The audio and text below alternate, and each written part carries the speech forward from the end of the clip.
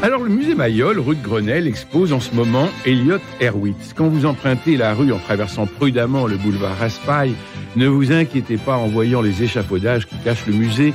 Ravalement oblige, le musée est bien ouvert. Le musée Mayol, vous savez, avec ses collections formidables, à la fois de peinture, de sculpture naturellement, et le musée aime bien faire dialoguer les œuvres de Mayol avec d'autres œuvres. Et là, c'est le cas d'Elliott Erwitt. Elliott Erwitt, il est né le 26 juillet 1928 à Paris. C'est un photographe franco-américain qui est connu pour ses images en noir et blanc inhabituelles, nous dit Wikipédia. Mais c'est bien plus que ça, parce que Elliott Erwitt, à partir de 1953, va être invité par Robert Capa à rejoindre l'artiste Magnum Photo. Et il va devenir d'ailleurs le président de l'agence Magnum durant 3 mandats. Et il continue d'ailleurs d'en être un membre actif. Et il a commencé sa carrière en tant que photographe indépendant et travaille pour des célèbres magazines tels que Look, Life ou Holiday. Il va rencontrer les grands de ce monde, il va photographier Richard Nixon en Union soviétique, les funérailles de Kennedy, l'investiture de Barack Obama, plus près de nous.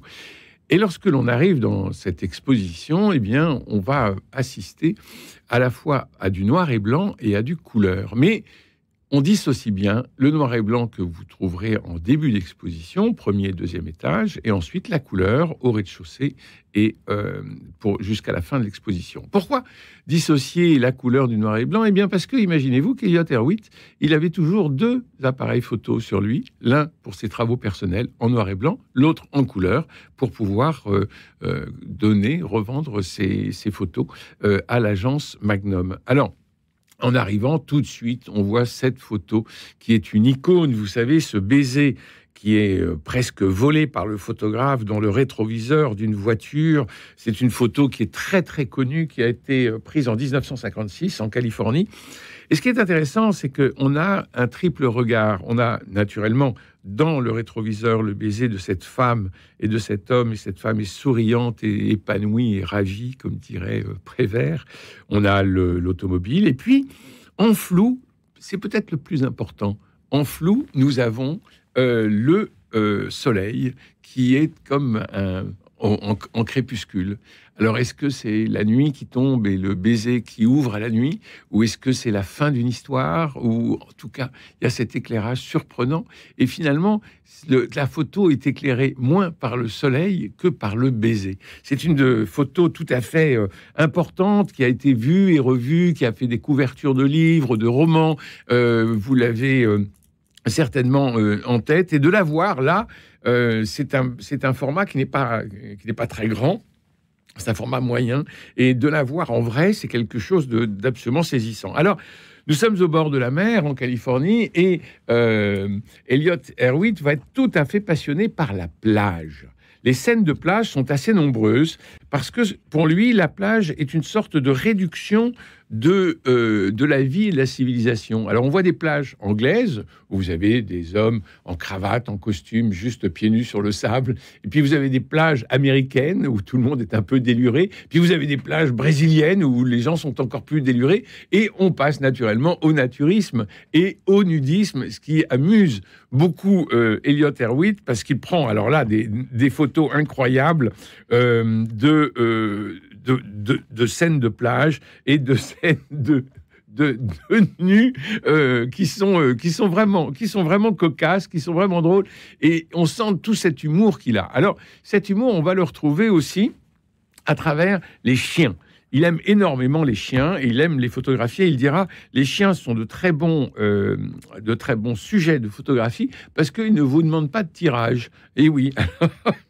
Alors, c'est l'affiche, d'ailleurs, de l'exposition où on voit, vous savez, cette photo très, très, très connue du chien qui est habillé, et puis on distingue les bottes de son maître ou de sa maîtresse, et puis juste à côté, eh bien, il y a les jambes d'un dromadaire ou peut-être d'une girafe. Donc, on a ici 3 personnages qui sont complètement différents. Et quand vous regardez la photo trop rapidement, vous avez l'impression d'un couple avec un chien. Mais si vous regardez bien, ben non, ce sont les pieds d'une girafe. Donc, Et ça, c'est tout l'humour d'Elliott Erwitt qui va toujours trouver à l'intérieur de la photo, comme je disais tout à l'heure sur le baiser et le soleil, mais il y a toujours à l'intérieur de la photo un élément perturbateur et qui va intéresser forcément le spectateur qui regarde de la photo. Donc c'est une exposition, vous imaginez bien, qui prend du temps parce qu'on est surpris, on sourit, on regarde, on s'aperçoit qu'il y a des photos qui sont prises en 1953, 1954, 1974, 1980, et plus près de nous, en 2000, voire en 2006. Alors, il y a aussi ce regard en noir et blanc qui est si important parce qu'il permet de dégager une poésie. Mais une poésie, évidemment, toujours, encore une fois, avec cet humour. Il y a cette ascension du mont Fuji avec une image qui résume absolument tout, puisque nous avons le mont Fuji, au fond, tout nappé de neige éternelle, un peu comme un gâteau avec du sucre glace dessus, et puis un panneau de la circulation juste devant qui montre une flèche, et la flèche qui va vers le sommet. Et c'est l'ascension du mont Fuji. On est en 1977, et Erwitt était au Japon pour réaliser un documentaire, parce qu'il va aussi filmer un certain nombre de documentaires et réaliser un certain nombre de films. Et là, naturellement, il ne peut pas s'empêcher de prendre cette photo. Il dira que la photographie, c'est toujours être au bon endroit, au bon moment.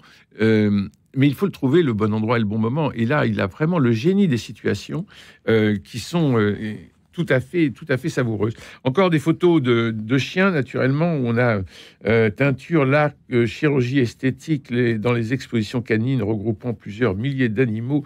Une symbiose étonnante entre l'humain et le canin. Erwitt admire et rend compte de la capacité du chien à jouer le jeu jusqu'au bout et à jouer le jeu des concours de beauté qui sont, on peut le dire, un peu ridicule lorsque l'on voit ces photos décalées, parce que toujours le regard du photographe qui va chercher un peu de biais, et on se demande d'ailleurs si ces photos ne sont pas arrangées.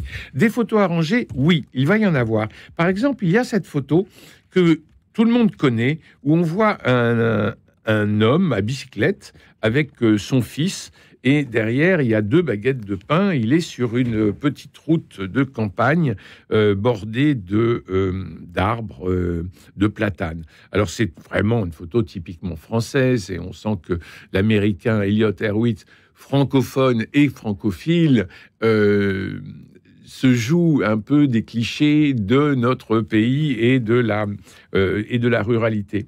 En réalité, cette photo a été très travaillée, parce que ce sont des figurants qu'il va recruter. Et c'est une photo savamment élaborée, avec l'échange de regards avec l'enfant, le placement de chaque objet, les bérets, la baguette, le caillou même, qui est juste sous le pied de l'homme qui conduit la bicyclette. Et alors ce caillou, et c'est encore le petit détail, c'est-à-dire que ce caillou fait a été soigneusement évité par la bicyclette. Et c'est ça qui est intéressant. Donc, dans la photo de Elliott Erwitt, on cherche toujours, après le premier choc que l'on a en disant « Ah oui, je la connais » ou « Ah, qu'est-ce que c'est ?» ou de regarder un peu l'ambiance et l'univers qu'il nous propose, et bien chercher toujours le détail qui va transformer la photo qui ne bouge pas, justement en mouvement. C'est ce détail qui va créer le mouvement. Par exemple, encore une fois, cette photo de cet enfant qui se retourne vers le photographe et qui est accroché à la bicyclette, accroché à son père à la bicyclette, et qui rapporte vraisemblablement à la maison 2 baguettes de pain sur une petite route de France. Eh bien, il y a ce caillou qui est juste à côté de la bicyclette et qui a été évité. Donc, le sourire du petit garçon est forcément un peu espiègle. C'est peut-être grâce à lui que l'accident a été évité. Donc, ce sont ces petits détails dans ces photos qui sont vraiment très, très importants dans la photographie d'Elliott Erwitt. Il y a une photo merveilleuse aussi qui est très connue, qui a été prise en 1995, qui symbolise Berlin, où l'on voit un ange. C'est un ange, une sculpture au-dessus d'un monument, et sur la tête de l'ange, il y a la lune, une lune qui croît, et on voit cette espèce de d'ange qui est couronné par la lune, qui apporte, elle, toute la lumière à la photographie, qui est en noir et blanc, et qui est fort sombre, le monument, dont on ne voit que très peu de détails, car seule la lune qui couronne intéresse. C'est le couronnement de la lune qui fascine ici Elliott Erwitt. Et puis vous voyez cet humour, on a des toilettes qui sont photographiées. Donc il y a à gauche ladies, à droite gentlemen. Donc la porte des ladies est naturellement close, et la porte des gentlemen ouvre sur une cour. Donc vous voyez la différence de traitement, même dans les toilettes, entre les hommes et les femmes. Et c'est juste à côté d'un jukebox. Donc on sent un peu cette ambiance drôle et le regard espiègle d'Elliott Erwitt, qui traverse à la fois tous les continents, les pays et les époques, naturellement. Alors, les chiens, encore une fois, on y revient. Il y a presque toute une salle qui est dédiée aux chiens, où on voit à la fois des bulldogs, des petits toutous qui sautent. Mais encore une fois, cherchez toujours le détail dans la photo, parce que vous verrez qu'il y a l'élément comique qui intervient toujours. Alors, j'ai parlé de l'agence Magnum, et là, nous allons arriver dans la deuxième partie de l'exposition, qui est la partie en couleur. Alors, c'est un reporter génial, et il y a des photos que vous connaissez par cœur, naturellement. Le portrait, par exemple, du président de Gaulle lors d'une conférence de presse, ou du président Nixon lorsqu'il rencontre son homologue russe. Et puis, il y a cette photo étonnante qui est pour une publicité sur la France. C'est une agence de tourisme qui demande à Erwitt de faire la promotion de la France. Alors, il va mobiliser à peu près tous les métiers, presque tous les métiers qui touchent à la France. On voit un homme et une femme qui sont en train de dîner en tête à tête. Lui sourit, elle rit, elle est très avenante. Et derrière, eh bien, il y a un peu tous les représentants de notre pays, comme si c'était autant de métonymie de la nation. Alors, on voit un jockey, on voit un instrumentiste, on voit un corniste, on voit des serveurs, une danseuse, des cuisiniers. Très curieusement, et j'ai bien regardé attentivement cette photo, il manque quand même un élément pour parler de la France. C'est le livre, tout simplement, parce qu'on peut bien être des soubrettes, des valets, des jockeys, des danseuses, des cuisiniers ou des comédiens, mais on est aussi des gens qui aiment le livre particulièrement, pour en écrire et pour en lire, évidemment. Donc c'est peut-être ce qui manquait à ce portrait de la France, mais en tout cas, ça a eu un énorme succès. Et puis alors, on continue. Vous avez des portraits d'ecclésiastiques, et qui sont très, très bons. Alors, on est dans les années 60, avant Vatican II, donc on est un peu dans des portraits à la Don Camillo, en soutane. Il y a une photo très saisissante des Sœurs du Sacré-Cœur, en Espagne, en 1964, où on voit à la fois ces élèves qui sont en costume, qui sont en uniforme, en blouse bleue, et puis il y a une sœur très attentive qui est en train de corriger ou d'accompagner une élève. Et c'est un très joli ensemble dans les bleus et noirs, et qui montre à la fois une attention à l'éducation, et qui est encore une fois une très belle photo. Et puis vous avez la prière en Irlande. Là, on voit des jeunes qui prient, ou qui apprennent à prier plutôt au catéchisme. Ils ont les mains jointes. Il y a une petite fille qui est un peu effrayée, alors qui regarde l'objectif du photographe. Et on a au centre un petit garçon qui est vraiment rempli de lumière, de clarté et d'intensité de la prière. C'est une photo qui est très saisissante, et devant laquelle je suis resté assez longtemps, parce qu'encore une fois, cherche, on scrute quel est le détail qui va changer la photo. C'est forcément le regard de la petite fille qui regarde l'objectif. Mais ce regard apporte plus d'intensité à la photo au lieu de donner de l'humour. Alors l'humour, évidemment, vous le retrouverez avec cette photo incroyable de l'homme qui fait du pédalo en costume et en chemise blanche, tout à fait sérieux, tout à fait heureux. Nous sommes en Italie, à Riccione, en 1965. Alors on peut continuer comme ça la visite. Et il y a une photo, moi, qui m'a pas mal saisi, qui a été faite en Pologne, réalisée en Pologne en 1964. C'est une photo qui est prise dans la ville de la célèbre Vierge Noire, et on a un confessionnal dans la rue. Alors, à droite du confessionnal, on voit une file d'attente avec une dame qui attend patiemment son passage pour dire tous ses péchés. Elle a son sac, elle a un fichu, elle a une jupe bleue et un haut rouge qui donne de l'intensité à la photo, et on sent l'attente de cette femme. Et le confessionnal est ouvert et on y voit le prêtre qui écoute attentivement le pénitent qui est là. Et à gauche, on a une dame qui est visiblement en pénitence, à genoux, peut-être en train de dire le nombre d'Ave Maria que le prêtre lui a conseillé de dire pour pouvoir terminer la confession. C'est une photo qui est très intéressante parce que malheureusement, ou heureusement, j'en sais rien, mais en tout cas, c'est une autre époque, mais c'est une époque qui est bien là et qui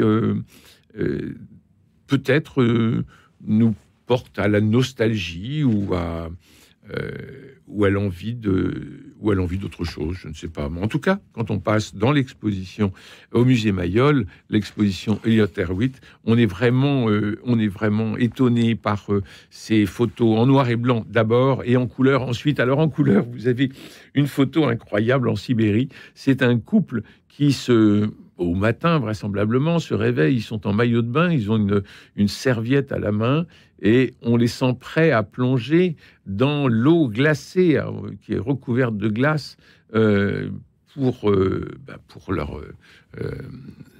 leur exercice quotidien. Enfin, ça se fait très souvent là-bas. Mais on se dit, ils vont y aller ou ils vont pas y aller. Et alors là, ils regardent en se disant, c'est peut-être un peu froid, on n'a vraiment pas envie d'y aller, et on est dans ce moment d'attente. C'est la suspension, c'est le miracle de la photographie. Alors, c'est un reporter, encore une fois, dans tous les... grâce à l'agence Magnum qui va lui permettre de voyager. Il aime beaucoup voyager, il le dit, pour être photographe, il faut énormément voyager. Vous avez cette photo au Japon qui est fort drôle, encore une fois, de parents qui cherchent à passer au-dessus d'un petit lac, d'un petit étang ou d'une très grande mare. Et alors, ils sont avec leur petit garçon et ils sont en tenue très élégante. Vraisemblablement, ils vont à une cérémonie. Ils vont à une cérémonie et on les voit tout à fait angoissés pour pouvoir faire traverser le petit garçon au-dessus de l'eau. Et le détail, toujours, le détail, c'est le sac que porte la femme, qui est un sac à main ou un sac de course, et qui l'encombre et qui l'empêche de prendre le petit garçon dans ses deux bras. Donc on voit ces gens qui sont à la fois enfermés dans leur costume de fête, de cérémonie, et puis en même temps avec les accessoires qui les encombrent et qui les empêchent d'avancer, de faire avancer leur enfant. C'est une photo qui est très belle, qui est très drôle et qui peut être aussi assez angoissante. Alors, on continue toujours les travaux, et il y a des travaux notamment sur la mode. Peut-être que mes travaux deviendront à la mode l'année prochaine. Se pose Elliott Erwitt comme question. Naturellement, on va avoir Marilyn Monroe sur les plateaux de tournage. Effectivement, on va avoir Andy Warhol avec la chanteuse américaine Grace Jones que l'on retrouve au fond d'un taxi. Et puis, Elliott Erwitt va ensuite, je l'ai dit tout à l'heure, j'ai parlé du général de Gaulle, faire des portraits des grands de ce monde. Il dira, les grands de ce monde, c'est intéressant parce que ce sont des hommes et des femmes comme les autres, mais le tirage est plus cher. Donc ça vaut le coup.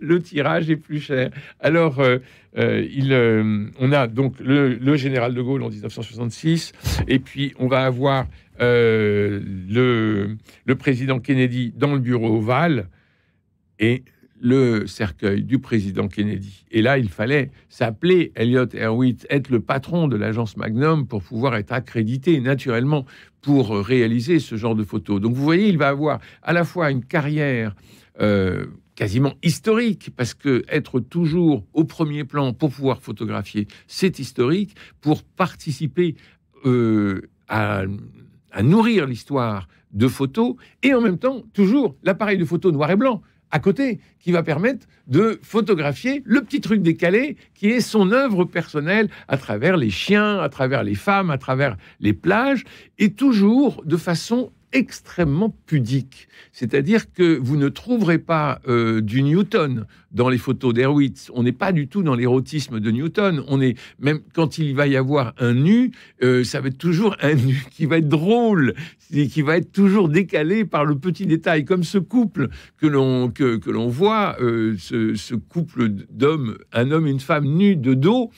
Mais lui a un chapeau haute forme et elle a une jarretière de mariée. Donc c'est ça qui est drôle. Et ce n'est pas du tout, on n'est pas du tout dans la sensualité, mais on est toujours en quête d'un nouveau sens qui est toujours drôle à travers un regard un peu oblique et vu de biais. Et puis alors, pour rappeler quand même que, certes, il a rencontré Khrouchtchev, il a rencontré Nixon, il a participé au voyage de Nixon à Moscou, mais on nous rappelle quand même que c'est un photographe extrêmement contemporain, avec cette photo du président Barack Obama et Michelle, la première dame.